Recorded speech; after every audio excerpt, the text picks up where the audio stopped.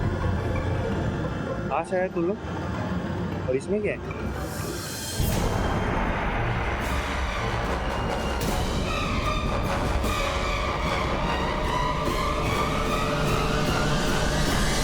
चलो सही जगह पे आए हो, अब टेंशन मत लो, मैं हूं ना।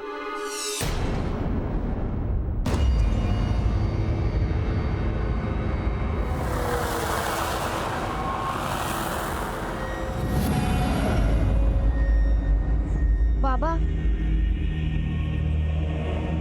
हमने सुना है कि आप मरे हुए लोगों को जिंदा कर सकते हैं। सही सुना है तुमने।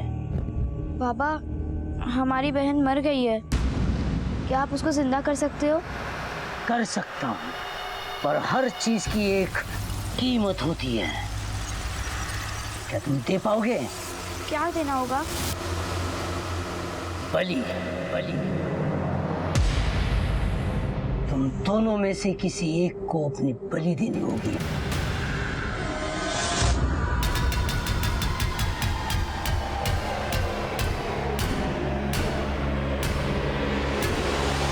पैसे पैसे पैसे पैसे नहीं है मेरे पास। पैसे नहीं है तो क्या फोकट में चल रहा है गाड़ी क्या? ओ हेलो भाऊ, ये लड़की पैसे नहीं दे रही है। अरे रुक, ओ रुक रुक रुक रुक, क्या पैसा दे? पैसा पैसा नहीं है मेरे पास। पैसा नहीं है? रुक रुक, कहाँ जा रही है? मुफ्त में सवारी करेगी। हेलो सर, जिस लड़की की आपको तलाश थी वो यहाँ है, आप लोग जल्दी आ जाओ।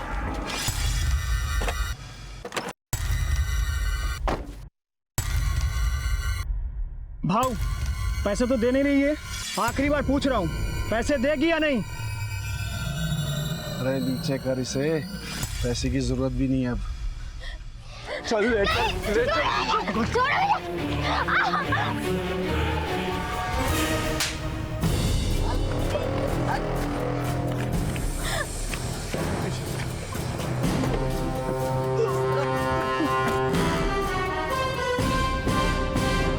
बाबा, वो लोग आ गए। दूसरे बच्चे के लिए भी ग्राहक ढूंढ लो, जाओ इन्हें बुलाओ।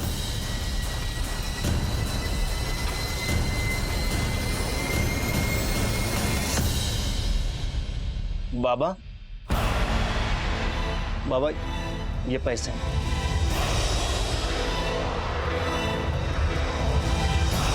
बहुत जल्द तुम्हारी मनोकामना पूरी होने वाली है।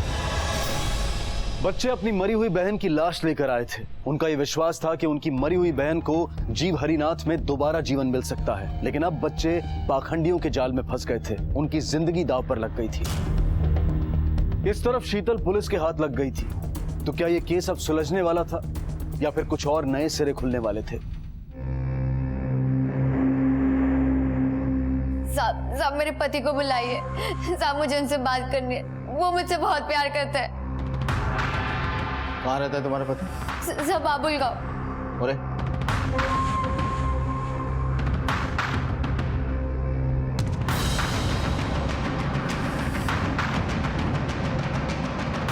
ओ मेरी छप्पन छोरी, चलो लॉन्ग ड्राइव पे चलते हैं। चलो। खाना बाहर ही खाएंगे। Long drive? मैं तुझे लॉन्ग ड्राइव लेके चलता हूँ। साहब, बता तेरी बीबी शीतल हरिदास के पास कैसे पहुंची? बता। हाँ साहब, मैंने ही शीतल को बेचा था हरिदास के हाथों। जब मुझे पता चला कि हरिदास का खून हो गया है तो मैं आप लोगों की तहकीकात की जानकारी के लिए पुलिस स्टेशन आया जाया करता था साहब। साहब ये आप क्या कह रहे? ऐसा बिल्कुल नहीं हो सकता। मेरे पति मुझसे बहुत प्यार करते हैं, वो ऐसा कभी नहीं करेंगे। मैं जानता हूँ कि तुम्हारे साथ जो हुआ है बहुत बुरा हुआ है। सारी बात खुल के बताओ मुझे। हरिदास को क्यों मारा तुमने? साहब उस दरिंदे को तो मरना ही था। मैं उसके चंगुल से किसी तरह बचकर भाग रही थी और उसने मुझे फिर से पकड़ लिया। साली खरीद कर लाया हूँ मैं तुझे, पूरा वसूल करके रहूंगा। मुझे उससे मारने का कोई दुख नहीं है साहब।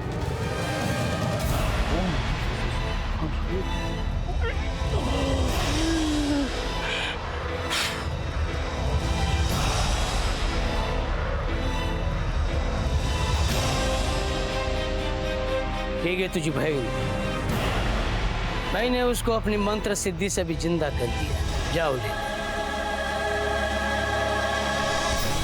हरिदास मेरे साथ बहुत गलत करता था। उसने मुझे अपने घर पे कैद करके रखा था और एक दिन पंडरीनाथ की भी नजर मुझ पे पड़ गई। बस वो दो मासूम बच्चे ही थे जिनसे बात कर कर मेरे मन को बहुत सुकून मिलता। दादा, काका कितने गंदे हैं, आंटी को कितना मारा। आंटी, मैं आपको मलहम लगा दूं? आंटी रो मत, सब ठीक हो जाएगा। उनसे बात करती तो अपना सारा दर्द भूल जाती, पर एक दिन से आंटी मिठाई खाओ ना। क्या बात है, आज तुम लोग बड़े खुश लग रहे हो। हमारे घर हमारी बहन आने वाली है।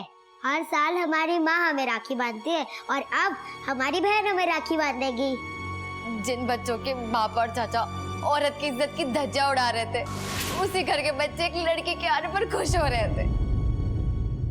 रो मत। मेरे जाने के बाद तू बहन को घर लेके जाना, उसके साथ बहुत खेलना, उसको बहुत खुश रखना और ये चिट्ठी माँ को दे देना, वो सब अपने आप समझ जाएगी। दादा, अगर आई ने पूछा कि आप कहाँ पर हो तो कह देना भैया दूर चले गए हैं।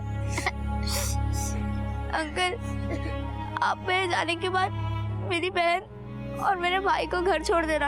हाँ हाँ, तेरे भाई और बहन दोनों को पहुंचा देंगे। अब चलो, बाबा बुला रहे हैं, चल। बच्चे भले ही खुश हो रहे थे, लेकिन मुझे मालूम था कि पंडरीनाथ को बेटी नहीं चाहिए थी। हरिदास ने मुझे नशे की हालत में बताया था कि पंडरीनाथ ने अपनी बीवी यशोदा का 2 बार गर्भपात करवाया था। पिछले साल गांव के क्लिनिक पे छापा पड़ने के कारण वो तीसरी बार नहीं करवा सका और पंडरीनाथ के घर बेटी हुई।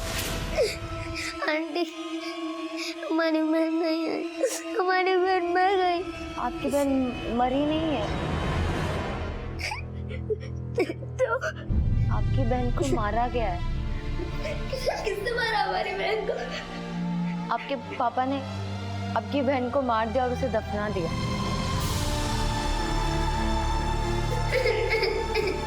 रो मत, बिल्कुल मत रो। आप लोग ना एक काम करो, मेरे ना ये हाथ खोल दो, मेरी ऐसे भागने में मदद करो। मैं फिर आपकी बहन को लेकर जाऊंगी और उसे जिंदा करके वापस लेके आऊंगी आपके पास। पर कैसे आंटी? बेटा, जीव हरिनाथ नाम का एक बहुत बड़ा भगवान का मंदिर है। वहाँ पर ना मरे हुए को जिंदा किया जा सकता है।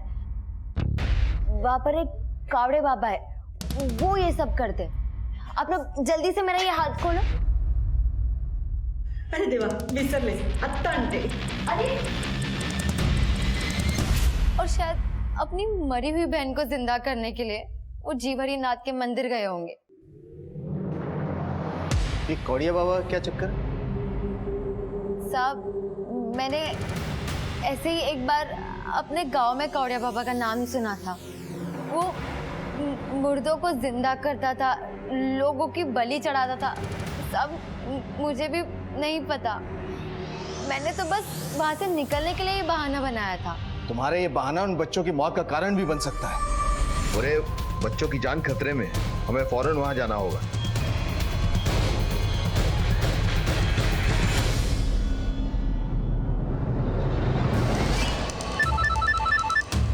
हेलो, मैंने यहाँ पता किया है, बाबा मंदिर में नहीं अपनी कुटिया में मिलेंगे। सर,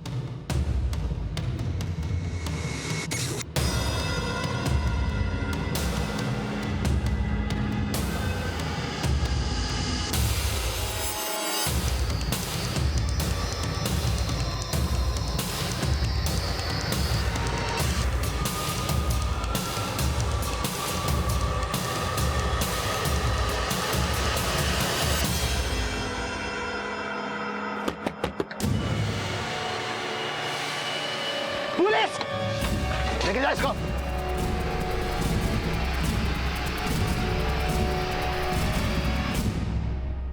सर, हमें बेटा चाहिए था और कौड़े बाबा ने कहा था कि अगर किसी ने अपनी मर्जी से बलि दी तो हमें पुत्र प्राप्ति होगी। सब मेरी सिद्धि में आगे बढ़ने के लिए बलि देना जरूरी होता है साहब। एक तरफ ये पैसा और दूसरी तरफ मेरी सिद्धि की संपूर्णता। साहब मैं भी चाहती थी कि मुझे बेटी हो, लेकिन वो नहीं चाहते थे, इसलिए मजबूरन मुझे इस बार भी उनका साथ देना पड़ा। मुझे बेटी नहीं चाहिए थी साहब, इसलिए मार दिया बच्ची को। अरे तेरी सोच से ज्यादा ऊंची तेरे बच्चों की सोच है। तूने जीती जागती बच्ची को मार कर उसे गाड़ दिया और तेरे बच्चों ने उस गड़ी हुई लाश को निकाला और लेकर निकल गए ताकि उसे जिंदा कर सके, और उसे जिंदा करने के लिए अपनी कुर्बानी भी देने को तैयार हो गए। लानत है तुम पे।